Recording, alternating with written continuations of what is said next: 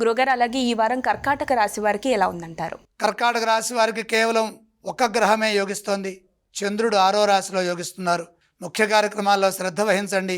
గతానుభవంతో పనిచేయండి. కాలం వ్యతిరేకంగా ఉంది కాబట్టి ప్రతి అడుగు ఆచితూచి వేయండి. సొంత నిర్ణయాల కంటే సమిష్టి నిర్ణయాలు మేలు చేస్తాయి.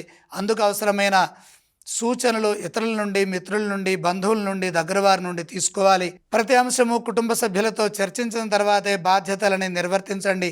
సొంత నిర్ణయాలు వికటిస్తాయని గమనించండి. సకాలంలో మీ కర్తవ్యాలను మీరు ప్రారంభించండి. ఫలితం వచ్చే వరకు నిర్విరామంగా కృషి చేస్తూ ఉండాలి. ఓర్పు అవసరము. ఏకాగ్రత సర్వప్రధానమని గుర్తించండి. ఏ అంశాన్ని లోతుగా చూడవద్దు. మనసుకు ఇబ్బంది కలిగించే విషయాలపై పదే పదే ఆలోచనలు, చర్చలు చేయవద్దు. కార్యసిద్ధి కోసమే పట్టు విడుపులతో ప్రయత్నించండి. అప్పుడే అనుకున్న ఫలితం వెంటనే వస్తుంది. మొహమాటం లేకుండా పనిచేయండి. ఎవరి కోసమో కాకుండా మీకోసమే మీరు కృషి చేయండి.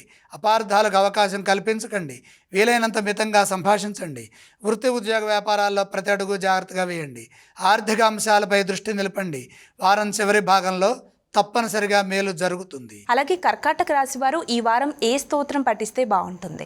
కర్కాటక రాశి వారు నవగ్రహ శ్లోకాలని తప్పనిసరిగా చదువుకోవాలి. మరి ఈ రాశి వారు ఏ ఆలయాన్ని సందర్శిస్తే బాగుంటుందంటారు? నవగ్రహాలని దర్శించాలి. అలాగే కర్కాటక రాశి వారు ఏవేవి దానం చేస్తే బాగుంటుంది? నవధాన్యం నవగ్రహాల దగ్గర ఉంచి 3 ప్రదక్షిణలు చేసి నమస్కారం చేయండి.